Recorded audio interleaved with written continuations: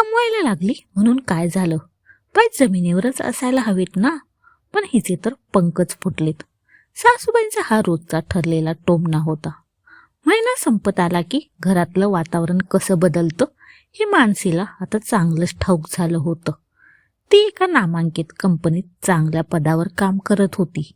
तिचा पगारही उत्तम होता, पण त्या पगाराच्या आकड्यांशिवाय या घरात तिच्या अस्तित्वाला दुसरी काही किंमत आहे असं तिला कधीच जाणवलंच नाही.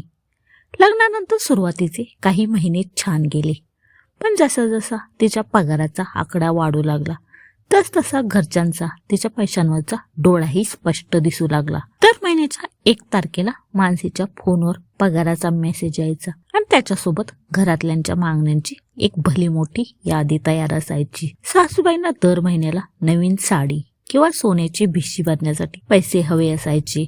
सासऱ्यांच्या मते सुनेचा पगार हा घरातील मुख्य बँकेसारखा होता, ज्यातून कधीही किती पैसे काढता येत होते. पती राहुलला तर तिच्या पैशांची एवढी सवय झाली होती की आपल्या छोट्या छोट्या छंदापासून ते मित्रांसोबतच्या पार्ट्यांपर्यंतच्या सगळ्या खर्चांसाठी तो मानसीच्या क्रेडिट कार्डवरच अवलंबून असायचा. या सगळ्यात मानसीचा स्वतःचा खर्च अगदी नगण्य होता. पण गोष्ट फक्त पैशांची असती तर कदाचित मानसीने तेही सहन केलं असतं. सगळ्यात दुर्दैवी गोष्ट ही होती की या घरात तिच्या भावना समजून घेणारं कुणीच नव्हतं. ती एक माणूस आहे, तिलाही थकवा येतो, तिलाही मानसिक आधाराची गरज असते, याचा विचार करायला कुणाकडेच वेळ नव्हता. सकाळी 6 वाजता उठून घरातला स्वयंपाक करणे, सासू सासऱ्यांच्या पथ्याची काळजी घेणे, घर आवरणे आणि त्यानंतर लोकल ट्रेनच्या गर्दीतून 2 तासांचा प्रवास करून ऑफिसला पोहोचणे हा तिचा रोजचा दिनक्रम होता. ऑफिसमध्ये कामाचा प्रचंड ताण असायचा. कधी कधी प्रोजेक्टच्या डेडलाईन्समुळे तिला उशीर व्हायचा, पण अशा वेळी घरी आल्यावर तिला मिळायची ती फक्त संशयाची नजर आणि सासूबाईंचे टोमणे. पैशांची एवढीच घमेंड असेल तर कशाला हवंय लग्न करायला, किंवा ऑफिसच्या नावाखाली कुठे हिंडत असते काय ठाऊक, असले शब्द तिच्या काळजावर थेट वार करायचे. राहुलकडून तिला खूप अपेक्षा होत्या, पण तोही आई वडिलांच्या सुरात सूर मिसळायचा. जेव्हा कधी मानसी आपल्या मनातील खंत, आपला थकवा राहुल समोर मांडण्याचा प्रयत्न करायची, तेव्हा तो विषयाला वेगळंच वळण द्यायचा. तू खूप विचार करतेस मानसी, आपण सगळे एक कुटुंब आहोत, मग पैशांचा हिशोब कशाला, आणि आजकाल सगळ्याच बायका नोकरी करतात, तू काही वेगळं करत नाहीस, असं म्हणून तो तिची भावना एका झटक्यात फेटाळून लावायचा. मानसीला अनेकदा जाणवायचं की घरातल्यांना फक्त तिच्या बँक बॅलन्समध्ये रस होता. ती आजारी असली तरी तिने ऑफिसला जावं अशीच सगळ्यांची सुप्त इच्छा असायची, कारण सुट्टी घेतली तर पगार कापला जाईल ही भीती त्यांना असायची. तिच्या मनातील एकाकीपणा, तिची घुसमट दिवसेंदिवस वाढत चालली होती. ती घरात असूनही कमालीची एकटी पडली होती. तिच्या पैशांवर सगळ्यांचा हक्क होता, पण तिच्या अश्रूंना पुसणारा मात्र तिथे कुणीच नव्हता. एका रविवारी मानसीने ठरवलं की घरातल्यांची स्पष्ट बोलेल. तिने शांतपणे सासूबाई आणि राहुलला एकत्र बसवलं आणि सांगितलं की तिला तिच्या पगारातून काही पैसे स्वतःच्या भविष्यासाठी आणि तिच्या आई वडिलांसाठी बाजूला ठेवायचे आहेत. हे ऐकताच घरात जणू भूकंप झाला. सासूबाईंनी ताडकन उठून तिच्यावर घरात फूट पाडल्याचा आळ आणला. राहुलनेही तिला स्वार्थी ठरवलं. तिच्या भावना, तिचा प्रामाणिकपणा त्या पैशांच्या हव्यासापोटी पार चिरडला गेला. त्या दिवशी मानसीला स्पष्ट समजलं की या घरासाठी ती फक्त एक पैसे कमावणारे यंत्र आहे. त्या रात्री मानसी खिडकीत उभी राहून आभाळाकडे बघत होती. तिच्या डोळ्यातून अश्रू वाहत होते, पण मनात एक वेगळाच निर्धार पक्का होत होता. ज्या घरात तिच्या घामाच्या पैशांची किंमत होती, पण तिच्या भावनांना कवडीचीही किंमत नव्हती, तिथे आता स्वतःची ओळख विसरून जगण्यात काहीच अर्थ नव्हता. तिने ठरवलं आता ती स्वतःसाठी जगणार, स्वतःच्या भावनांचा आदर ती स्वतः करणार, कारण दुसऱ्यावर विसंबून राहून तिने फक्त उपेक्षाच मिळवली होती. तिच्या आयुष्याची नवीन सुरुवात आता होणार होती, जिथे तिचे पैसे आणि तिच्या भावना दोन्ही फक्त तिच्या मालकीच्या असणार होत्या. त्या रात्री घेतलेला निर्णय मानसीसाठी सोपा नव्हता. ज्या घरात तिने सुखी संसाराची स्वप्ने पाहिली होती, त्याच घरातून स्वतःचे अस्तित्व टिकवण्यासाठी बाजूला होणे हा तिच्या आयुष्यातील सर्वात मोठा जुगार होता. पण स्वतःच्या आत्मसन्मानापेक्षा दुसरं काहीही मोठं नसतं हे तिला आता चांगलंच समजलं होतं. दुसऱ्या दिवशी सोमवार होता. रोजच्या सारखाच दिवस, पण मानसीच्या मनात आज एक वेगळीच शांतता आणि ठामपणा होता. तिने सासूबाईंचे टोमणे आणि राहुलची नाराजी याकडे पूर्णपणे दुर्लक्ष केलं. ऑफिसला जाताना तिने नेहमीप्रमाणे राहुलला घर खर्चासाठी पैसे दिले नाहीत. राहुलने विचारल्यावर तिने अत्यंत शांत स्वरात सांगितलं, माझ्या पगारातले काही पैसे मी एका महत्वाच्या कामासाठी गुंतवले आहेत. त्यामुळे या महिन्यात मी फक्त माझ्या वाट्याचा खर्च देऊ शकेन. राहुल तिच्या या उत्तराने अवाक झाला, कारण आजपर्यंत मानसीने कधीही असा थेट नकार दिला नव्हता. घरी परत आल्यावर सासूबाईंनी नेहमीप्रमाणे तिची परीक्षा घेण्याचा प्रयत्न केला. आली मोठी साहेबीन. घरच्या जबाबदाऱ्यांपेक्षा स्वतःचे नखरे जास्त वाढले तिचे. सासूबाईंनी सोप्यावर बसून टोमणा मारला. आज मानसीने तो टोमणा निमूटपणे सहन केला नाही.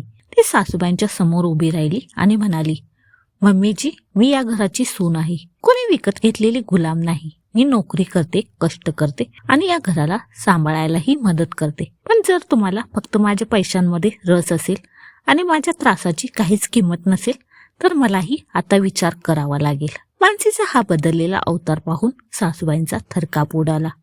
त्याने लगेच राहुलकडे तक्रार केली. राहुलने रात्री मानसीला जाब विचारायचा प्रयत्न केला. तू आईशी अशी कशी बोलू शकतेस? पैशांमुळे तुझ्या डोक्यात हवा गेली आहे. मानसीने राहुलच्या डोळ्यात डोळे घालून विचारले, राहुल, गेल्या 2 वर्षात तू मला कधी विचारलास का की मानसी तू कशी आहेस?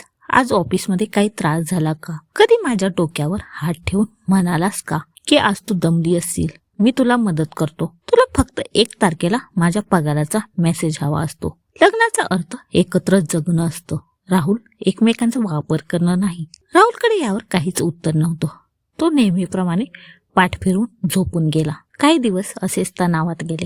मानसीने आता घरातल्यांच्या अनावश्यक मागण्यांसाठी आपले पैसे उडवणे पूर्णपणे बंद केले होते.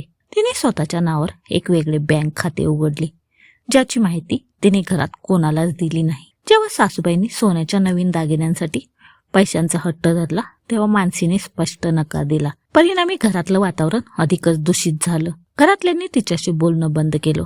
तिला एकटं पाडण्याचा प्रयत्न केला. पण मानसी आता त्या मानसिक छळाला बळी पडणार नव्हती. एका संध्याकाळी सासऱ्यांनी घरात एक बैठक बोलावली. त्याने मानसीला स्पष्ट शब्दात सांगितलं, जर तुला या घरात राहायचं असेल तर तुझा संपूर्ण पगार राहुलच्या हातात द्यावा लागेल. आम्हाला अशी बंडखोर सून घरात नकोय. मानसीने राहुलकडे पाहिलं. तिला वाटलं कदाचित राहुल तिच्या बाजूने काहीतरी बोलेल, पण राहुलने मान खाली घातली आणि वडिलांच्या निर्णयाला मूक संमती दिली. त्या क्षणी मानसीला मनातील राहुलबद्दल उरलेला शेवटचा आदरही संपला. मला मंजूर आहे, मानसी म्हणाली. सगळ्यांच्या चेहऱ्यावर एक विजयी हास्य आलं, पण ते फार काळ टिकणार नव्हतं. मानसी पुढे म्हणाली, मला हा पगार राहुलच्या हातात देण्यापेक्षा या घरातून कायमचं बाहेर पडणं मंजूर आहे.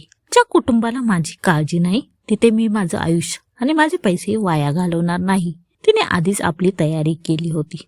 तिने बॅग भरली आणि शांतपणे त्या घराचा उंबरठा ओलांडला. सासूबाई मागे ओरडत होत्या, जाऊ दे हिला, बघू कशी जगते एकटी. 2 दिवसात परत येईल पाया पडत.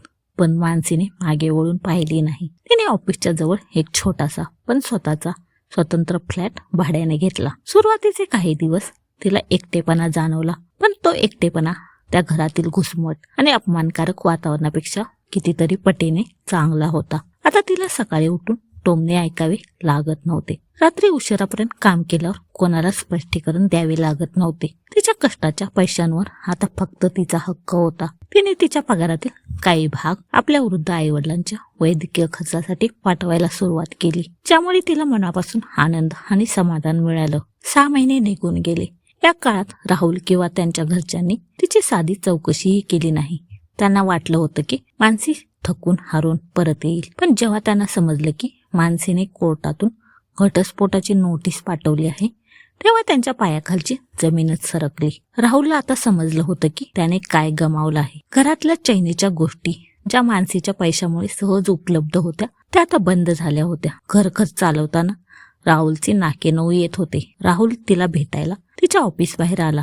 त्याने तिची माफी मागितली. मानसी, मला माफ कर, माझ्याकडून चूक झाली. मी आईबाबांच्या सांगण्यावरून तुझ्याशी चुकीचा वागलो. प्लीज घरी परत चल, आपण नवीन सुरुवात करूया. मानसीने त्याच्याकडे पाहिले. तिच्या डोळ्यात आता कोणतीही कटुता नव्हती, फक्त एक प्रगल्भ शांतता होती. ती म्हणाली, राहुल, तू माझी माफी मागत नाहीस तर तू तुझ्या घरातून चालून गेलेल्या त्या लक्ष्मीची माफी मागत आहेस जिच्या पैशांवर तुमचं घर चालत होतं. जर तुला माझ्या भावनांची जराही किंमत असती तर तू मला त्या दिवशी थांबवलं असतं, ज्या दिवशी मी घर सोडत होते. आता खूप उशीर झालाय. मी स्वतःला शोधलं आहे आणि आता मी ते पुन्हा हरवू इच्छित नाही.